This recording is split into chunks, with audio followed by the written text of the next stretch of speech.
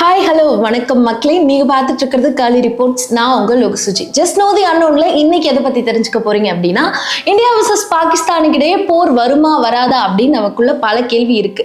இதெல்லாம் ஒரு பக்கம் வச்சுட்டு, ஒருவேளை போர் வந்துச்சு அப்படின்னா, ஆக்சுவலி இருக்கிற சுச்சுவேஷனை பார்த்தீங்கன்னா கிட்டத்தட்ட போர் ஸ்டார்ட் ஆகிற ஸ்டேஜில் தான் இருக்கு அப்படின்னு சொல்லணும். ஸோ இந்த போர் தீவிரம் அடைஞ்சதுன்னா என்னெல்லாம் நடக்கும், என்ன மாதிரி பாதிப்புகள் இந்தியாவுக்கு இருக்கு, என்ன மாதிரியான பாதிப்புகள் பாகிஸ்தானுக்கு இருக்கு, அண்ட் எஸ்பெஷலி இந்தியா கிட்ட இப்போ என்னென்ன ஆயுதங்கள்லாம் இருக்கு, பாகிஸ்தானை விட என்னென்ன விஷயங்கள்ல இந்தியா பலமா இருக்கு, அண்ட் இந்தியாவை விட எந்தெந்த விஷயங்கள்ல பாகிஸ்தான் பலமா இருக்கு, பாகிஸ்தான் கிட்ட எந்தெந்த ஆயுதங்கள்லாம் இருக்கு, இந்த 2025 போர் நடக்க போதா அப்படிங்கிறது குறித்தெல்லாம் தான் இந்த வீடியோவை பார்த்து தெரிஞ்சுக்க போறீங்க. இந்த வீடியோவை முழுசா பாருங்க, உங்களை ஷாக் ஆகக்கூடிய பல விஷயங்கள் இந்த வீடியோல இருக்கு.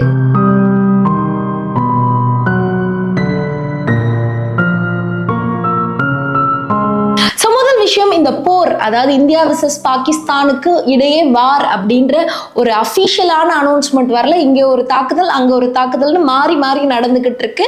இது அஃபீஷியலா வார ஆகல. ஸோ நான் முதலே ஒரு டிஸ்க்ளைமர் போட்டுறேன். ஒருவேளை இது போரா அறிவிக்கப்பட்டுச்சுன்னா என்னெல்லாம் நடக்கும் அப்படிங்கிறது குறித்து தான் நான் இந்த வீடியோல பேசுறேன். ஸோ முதல் விஷயம், இந்த போர் எப்படி ஸ்டார்ட் ஆச்சு அப்படிங்கிறது நம்ம எல்லாருக்குமே தெரியும். அதாவது பகல்காம் அப்படிங்கிற இந்த பகுதியில பாகிஸ்தான் பயங்கரவாதிகள் ஒரு தாக்குதலை நடத்துறாங்க. இந்த தாக்குதலை தொடர்ந்து இதுக்கு பதிலடி கொடுக்கிற விதத்துல தான் இப்போ இந்தியா ஒரு மிகப்பெரிய ஆபரேஷன் சிந்தூர் அப்படிங்கிற இந்த ஒரு விஷயத்த பண்ணியிருக்காங்க. ஸோ இப்படி ரெண்டு விதமான தாக்குதல் ரெண்டு பக்கமும் இருக்கு. ஸோ இப்போ அட்லாஸ்ட் இது முடிக்கிற நிலைமையில என்ன சொல்றாங்க அப்படின்னா, நீங்க பயங்கரவாத தாக்குதல் பண்ணீங்க, இந்தியா ஒரு தாக்குதல் பண்ணுச்சு, ஸோ இதை இப்படியே விட்டுட்டீங்க அப்படின்னா இந்தியா கொடுத்த பதிலடியோட இது முடிஞ்சிடும். ஒருவேளை பாகிஸ்தான் ஒரு பக்கம் கையை ஓங்குச்சு அப்படின்னா இன்னொரு பக்கம் இந்தியாவும் கையை ஓங்கும். ரெண்டு பக்கமும் பாகிஸ்தான் வர்சஸ் இந்தியா அப்படிங்கிறதுக்கான போர் ஆரம்பிக்கும் அப்படின்னு சொல்றாங்க. பட் இந்த விஷயம்லாம் முடிஞ்சதுக்கு பிறகு இப்போ பாகிஸ்தான் அமைதியா இருக்க மாதிரி தெரியல. ஏன்னா எல்லை பகுதியில இப்போ பதற்றம் ஆரம்பிச்சிருச்சுன்னு சொல்றாங்க. அடுத்தடுத்து ஒரு பக்கம் பாகிஸ்தானும் ஒரு பக்கம் இந்தியாவும் மாறி மாறி துப்பாக்கி சூடு நடத்திக்கிட்டு இருக்காங்க. அந்த பாகிஸ்தான் இந்தியாவிற்கான எல்லை ரொம்பவே பதட்டமான நிலைமையில இருக்கு அப்படின்னு சொல்றாங்க. அண்ட் இதையெல்லாம் தாண்டி இப்போ பாகிஸ்தான் இந்தியா மீது ஏதாவது தாக்குதல் நடத்தும், இந்தியா மீது பாகிஸ்தான் தாக்குதல் நடத்துச்சுன்னா உடனே இந்தியா சும்மா இருக்குமா, இந்தியாவும் பதிலுக்கு ஸ்டார்ட் பண்ணிடும். ஸோ இந்தியா பாகிஸ்தானுக்கான வார் இப்போ இப்படிதான் ஸ்டார்ட் ஆக போகுது. ஸோ நம்ம ஆல்ரெடி நம்ம எல்லா விஷயத்தையும் கேள்விப்பட்டிருப்போம். பகல்காம் அட்டாக், ஆபரேஷன் சிந்தூர், இப்போ அது தொடர்ந்து பாகிஸ்தானுடைய அட்டாக் தான் அடுத்ததா இருக்கும் அப்படின்னு நம்ம தெளிவா எதிர்பார்க்கலாம். ஏன்னா பாகிஸ்தான் ஒரு தாக்குதலை தொடர்ந்துருச்சு அப்படின்னா கண்டிப்பா அது போர் தான். அதன் பிறகு எந்தவித சந்தேகம் இல்லை அப்படின்னு சொல்லும். ஏற்கனவே நமக்கு இங்க போர்க்கால ஒத்திகைகள்லாம் கொடுத்துக்கிட்டு இருக்காங்க. போர்க்காலத்துல எப்படி எப்படிலாம் இருக்கணும்ன்ற விஷயமும் சொல்லிக்கிட்டு இருக்காங்க. அதே மாதிரி பாகிஸ்தான்லயும் அங்க தேவையான விஷயங்கள்லாம் பயிற்சியா நடந்துகிட்டு இருக்கும். ஒருவேளை பாகிஸ்தான் இப்போ இந்தியாவை எதிர்த்து ஒரு தாக்குதல் நடத்துச்சு அப்படின்னா, அதுவும் அந்த தாக்குதல் ரொம்ப மோசமா இருந்துச்சு அப்படின்னா கண்டிப்பா இந்தியா பதிலடி கொடுக்கும். ஸோ இப்போ இந்த போர்ல யார்கிட்ட என்ன இருக்கு அப்படிங்கிறது ரொம்ப முக்கியம். ஆமாங்க, இந்தியா அவங்க சைட்ல என்னென்னலாம் வச்சிருக்காங்க, பாகிஸ்தான் அவங்களுடைய ராணுவ பகுதியில் என்னென்னலாம் வச்சிருக்காங்க, ஸோ இந்த போர் நடக்கும்போது இவங்க என்னென்னலாம் பயன்படுத்துவாங்க அப்படிங்கிறது. ஸோ ரொம்ப முக்கியமா பார்த்தீங்க அப்படின்னா கிட்டத்தட்ட 14 லட்சத்திற்கும் மேற்பட்ட படை வீரர்களை இந்தியா வச்சிருக்குங்க. இது ரொம்ப இம்பார்ட்டன்டான விஷயமா பார்க்கப்படுது.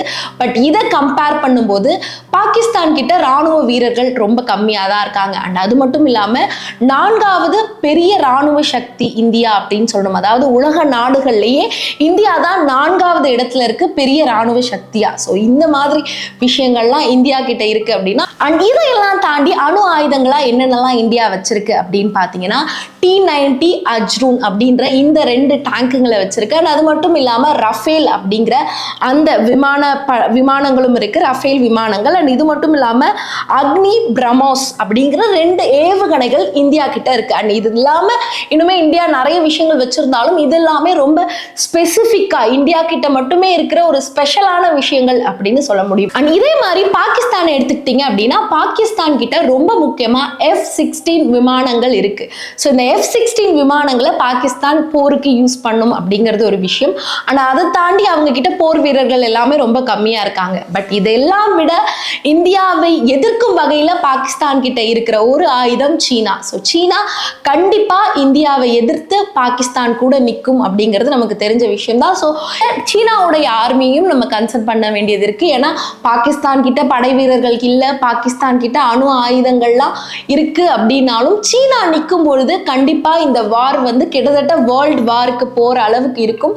ஸோ சீனா கிட்ட இருக்கிற விஷயங்கள் கண்டிப்பா இந்தியாவை பாதிக்கும் அப்படின்னு சொல்லலாம். இந்த ரெண்டு விஷயங்கள் தான் இந்தியா கிட்டையும் பாகிஸ்தான் கிட்டையும் இருக்கு. சீனாவுடைய அந்த ஒரு நட்பு இல்லை சீனா துணை நிற்கிற விஷயம் வந்து கண்டிப்பா இந்தியாவிற்கு மிகப்பெரிய அடியா விழும். ஸோ ஒரு இராணுவ சக்தியா பார்க்கும்போது இந்தியா கிட்ட இருக்க வேண்டிய விஷயங்கள், இந்தியா கிட்ட இருக்கக்கூடிய விமானங்கள், அணு ஆயுதங்கள் எல்லாமே ஜாஸ்தியா இருந்தாலும் பாகிஸ்தான் கூடவே சைனா நின்றுச்சு அப்படின்னா கண்டிப்பா இந்தியா அடி வாங்கும் தான் சொல்லணும். இப்போ ஒருவேளை போர் நடந்துச்சு அப்படின்னா அந்த குறிப்பிட்ட பகுதி எப்படி இருக்கும், குறிப்பா இந்தியா எப்படி மாறும் அப்படிங்கிறத யோசிச்சு பார்க்கவே முடியல. ஸோ இந்த விஷயத்த யோசிக்கும் போதே ரொம்பவே கஷ்டமா இருக்கு. ஏன்னா எக்ஸ்பெஷலி காஷ்மீர் வந்து ஒரு ரத்த காடாவே மாறும்னு சொல்லாங்க. அதாவது அந்த ரத்தம் ஆறு ஓடும்னு சொல்லுவாங்கல்ல, அது ஆக்சுவலா காஷ்மீர்ல நடக்கும். காஷ்மீர்ல இருக்கக்கூடிய ராணுவ அதிகாரிகள் மட்டும் கிடையாதுங்க, ராணுவ வீரர்கள் மட்டும் கிடையாது, அங்க இருக்கக்கூடிய மக்கள் கண்டிப்பா பாதிக்கப்படுவாங்க. அவங்க இந்துவா இருந்தாலும் முஸ்லிமா இருந்தாலும் காஷ்மீர்ல இருக்காங்க அப்படின்னா கண்டிப்பா அவங்களுடைய உயிருக்கு மிகப்பெரிய ஆபத்து இருக்கும். ஆனா அதே மாதிரி ராஜஸ்தான், பஞ்சாப் இந்த இடத்துல எல்லாமே டேங்குகளை இறக்குவாங்க அப்படின்னு சொல்லணும் போருக்காக. ஆனா இது ஒரு பக்கம் இருக்கு அப்படின்னா அமிர்தசரஸ், லாகூர் இந்த மாதிரி இடங்கள்ல மக்கள் கூட்டமா அந்த இடத்துல சேஃப்கார்ட் பண்ணிக்கிட்டு அவங்கள அங்கங்க டென்ட் போட்டு அவங்க அவங்கள சேவ் பண்ணிக்கிட்டு அந்த இடத்துல தங்க ஆரம்பிப்பாங்க. அமிர்தசரஸ் அந்த மாதிரி இடங்கள்ல தங்க ஆரம்பிப்பாங்க. ஸோ இந்த மாதிரி ஒரு நிலைமை இருக்கும்போது கண்டிப்பா நார்த் இந்தியால சுத்தமா கரண்ட் இருக்காது, ஸ்கூல்ஸ் எல்லாத்தையுமே க்ளோஸ் பண்ணிடுவாங்க, ஈவன் ஷாப்ஸ் கூட இருக்கிறதுக்கு வாய்ப்பே கிடையாது அப்படின்னு சொல்லணும். இந்த மாதிரி நார்த் இந்தியால தான் இருக்கும். சவுத் இந்தியாவுக்கு எந்த பாதிப்பும் இருக்காதா அப்படின்னு கேட்டீங்கன்னா அந்த மாதிரி இருக்க வாய்ப்பு கிடையாது. ஏன்னா நார்த் இந்தியா ஃபுல்லா தான் பாகிஸ்தானோட சண்டை போட போகுது. இந்த பக்கம் என்ன வரப்போகுது, சவுத் இந்தியாவுக்கு குறிப்பா நம்ம தமிழ்நாட்டுக்கு என்ன வரப்போகுது. நிறைய பேர் நினைச்சிட்டு இருப்பீங்க சென்னையில எல்லாம் கூட போர்க்கால ஒத்திகைகள் பண்றாங்களே, இங்கெல்லாம் ப்ராப்ளம் வருமா அப்படின்னு கேட்டீங்கன்னா கண்டிப்பா வருங்க. ரொம்ப முக்கியமா ஏவுகணைகள், அணு ஆயுதங்கள் இந்த விஷயம்லாம் பர்டிகுலர்லி ஜம்மு காஷ்மீர்ல மட்டும்தான் சண்டை போடுவாங்க அப்படின்னு நினைச்சிட்டு இருந்தீங்கன்னா நீங்க நினைச்சிட்டு இருக்கிறது ரொம்ப தப்பு. ஏன்னா அதை சென்னைக்கு இப்ப ஏவுனாங்கன்னா கூட என்ன நடக்கும் அப்படின்னு நமக்கு தெரியாது இந்த நிமிஷம் கூட. ஏன்னா இப்போ பாகிஸ்தான் ஒரு பதிலடி கொடுக்குமா, எதிர் செயல்படுமா அப்படின்ற மாதிரி தான் நம்ம எல்லாருமே யோசிச்சுட்டு இருக்கோம். ஒருவேளை பாகிஸ்தான் சென்னையை டார்கெட் பண்ணலாம், அங்க இருந்துகிட்டே இங்க ஒரு அடியை கொடுக்கணும் அப்படின்னு நினைச்சு. அண்ட் அதெல்லாம் விட்டு ஏவுகணைகள் இந்த மாதிரி விஷயங்கள் இல்லாம நேரடியா சென்னையில இருக்கக்கூடிய துறைமுகம் கண்டிப்பா நமக்கு தெரியும். அண்ட் நம்ம தமிழ்நாட்டில இருந்து ஸ்ரீலங்கா இங்க பக்கத்திலேயே தான் இருக்கு. பாகிஸ்தான் ஸ்ரீலங்கா கூட ஹெல்ப் கேட்குமா அப்படின்னு நினைச்சீங்கன்னா யோசிச்சு பாருங்க. ஸ்ரீலங்காவுக்கு பல விஷயங்களை இப்போ உதவிக்கிட்டு இருக்கிறது சைனா தான். நான் ஆல்ரெடி சொல்லியிருக்கேன், பாகிஸ்தானுக்கு துணையா சைனா நிற்கும், அப்படி நின்றுச்சுன்னா அது இந்தியாவுக்கு பெரிய அடின்னு. ஸோ கண்டிப்பா சீனா வந்து பாகிஸ்தான் கூட நிக்குது அப்படின்னா சீனா கூட இலங்கை நிற்கும். இப்படி ஒரு காம்பினேஷனை யோசிச்சு பாருங்க. ஒரு பக்கம் சீனா, பாகிஸ்தான், கீழே ஸ்ரீலங்கா. ஸோ ஸ்ரீலங்கா வந்து இந்த ஒரு போர்ல இவங்க 2 பேர் கூட கை கோட்டுருச்சு அப்படின்னா முதல் அடி வாங்கிறது நம்ம தமிழ்நாடு தாங்க. ஏன்னா இந்த கடல் வழியில ஒரு எல்லா விஷயத்தையும் பண்ணாங்க அப்படின்னா அங்கேருந்து இங்கே அட்டாக் பண்ண முடியாது.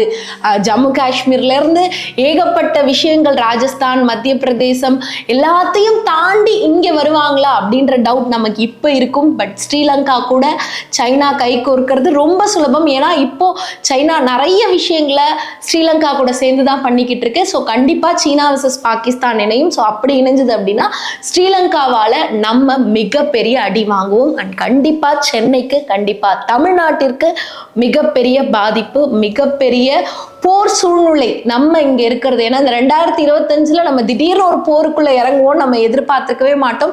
ஏப்ரல் 20க்கு முன்னாடி வரைக்கும் இப்படி ஒரு விஷயம் நடக்கும்னு யாருமே எதிர்பார்த்துக்க மாட்டோம். பகல்காம் அட்டாக் நடந்துச்சு, அதுக்கப்புறம் பாத்தீங்கன்னா இந்த ஆபரேஷன் சிந்தூர் நடந்தது. இதை தொடர்ந்து இப்போ பாகிஸ்தானுடைய ஒரு பதிலடி, ஒரு போர் ஸ்டார்ட் ஆயிடுச்சு அப்படின்னா எந்த நாடு எங்க கையை கோக்குன்னே தெரியாது. திடீர்னு ஸ்ரீலங்காக்கு வந்து நிற்பாங்க, தமிழ்நாட்டையும் அடிப்பாங்க, நம்மளும் அந்த போர்ல பலியாக வாய்ப்பு இருக்கு. அண்ட் இதுக்கு அடுத்தபடியா இப்போ இந்த 2025 நடக்க போற இந்த போர், ஒருவேளை இந்தியா பாகிஸ்தானுக்கு நடுவுல ஒரு போர் நடந்துச்சு அப்படின்னா நியூக்ளியர் பாம், அணு ஆயுதங்கள், இந்த மாதிரி விஷயங்கள் ரொம்பவே இப்போ இந்த 2025 நம்ம பார்த்த வரைக்கும் அட்வான்ஸ்டு லெவலா மாறி இருக்கு. ஏன்னா 1999 இந்தியா வர்சஸ் பாகிஸ்தான் போர் நடந்திருக்கு, 1961 நடந்திருக்கு. இந்த மாதிரி அப்போ போர் புரியும் போதெல்லாம் ஒருத்தங்களுக்கு ஒருத்தங்க மாறி சுட்டுப்பாங்க, நிறைய விஷயங்கள் அப்பவும் இருந்திருக்கும். பட் அதையெல்லாம் தாண்டி இப்போ சயின்டிபிக்கலி ரொம்பவே அட்வான்ஸ்டா இருக்கும்.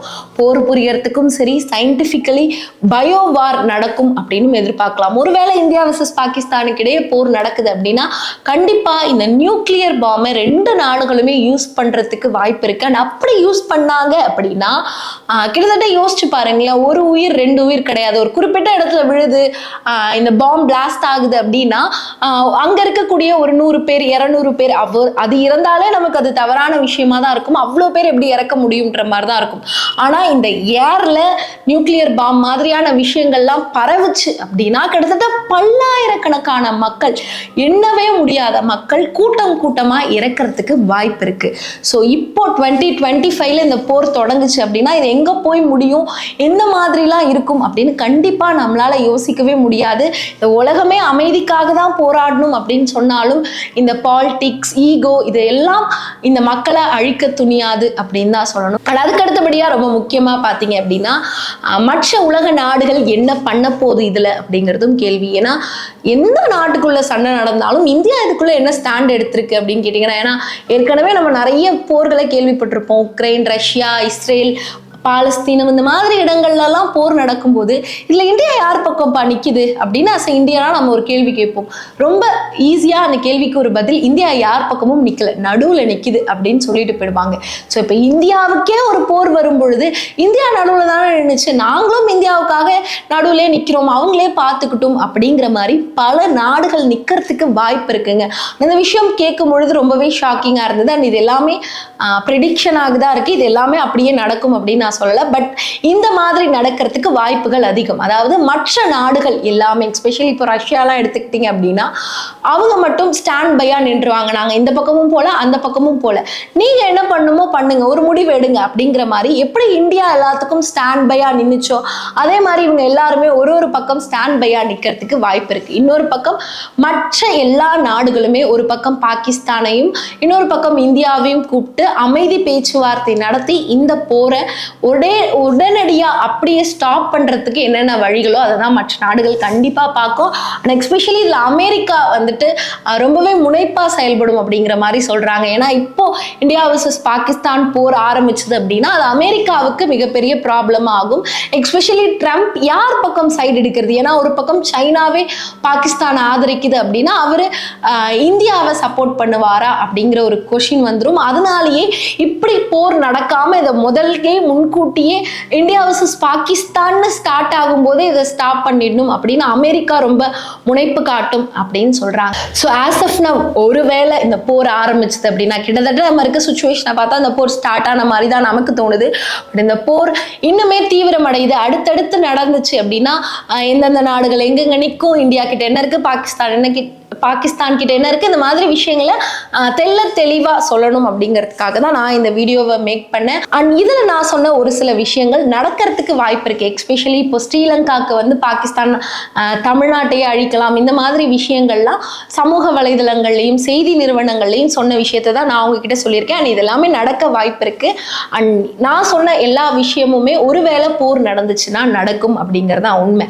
ஆனா அதையெல்லாம் தாண்டி ரொம்ப முக்கியமான ஒரு விஷயம் அப்படின்னு பார்த்தீங்கன்னா, இப்போ ரீசெண்டா இந்த ஆபரேஷன் சிந்தூர் அப்படிங்கிற இந்த ஒரு விஷயத்தை கேட்ட பிறகு இந்தியர்களாகிய பல பேர் நம்ம இதை கொண்டாடுறோம். தக்க பதிலடி கொடுத்துட்டாங்க, ஒரு ஸ்ட்ராங்கான ரிப்ளே, இதுக்கு மேல பாகிஸ்தான் தலையே தூக்காது இப்படின்ற மாதிரி நிறைய விஷயங்களை ரொம்ப ப்ரௌடா நம்ம சொல்றோம். ஆப்வியஸ்லி அதுல எந்த தப்புமே கிடையாது. அஸ் அ இந்தியனா நம்ம ப்ரௌடா தான் ஃபீல் பண்ணணும். ஏன்னா அவங்க கொடுத்த அடிக்கு நம்ம பதிலடி கொடுத்துருக்கோம். பட் இது இங்கேயே ஸ்டாப் ஆகாது. கண்டிப்பா இது ஒரு போரா மாறுச்சுன்னா, ஒருவேளை அங்க இறக்குறவங்கள பல பேர் நாமளா கூட இருக்கலாம். இங்க இருக்கிறவங்க கண்டிப்பா நாமளா இருக்கலாம். யோசிச்சு பாருங்க, இது போரா மாறுச்சுன்னா எவ்வளோ பேர் இறப்பாங்க, எவ்வளோ பெரிய பாதிப்பை இந்தியா சந்திக்கும், ஏன் பாகிஸ்தானுமே சந்திக்கும். இஸ்ரேல்ல இறந்தாதான் நம்ம கவலைப்படுவோமா? உக்ரைன்ல இறந்தாதான் நம்ம கவலைப்படுவோமா? இந்தியால இறந்தாலும் நம்ம கவலைப்படுவோம். பாகிஸ்தான்ல ஒரு பொது மக்கள்ல ஒருத்தங்க எந்தவித தவறும் பண்ணாம இறந்தாலும் அதுக்காக அழக்கூடிய கவலைப்படக்கூடிய மக்கள் தான் நம்ம இந்திய மக்கள். ஸோ இந்த ஒரு வார் அப்படிங்கிறது, இந்த ஒரு விஷயம் அப்படிங்கிறது கண்டிப்பா இந்தியா ஸ்ட்ராங்கான பதிலடி கொடுத்தாலும், எக்ஸ்பெஷலி பயங்கரவாதிகளை மட்டும் தாக்குனது நமக்கு ஹாப்பி. இருந்தாலும் இது ஒரு போரா மாறக்கூடாது, இது வாரா மாறக்கூடாது.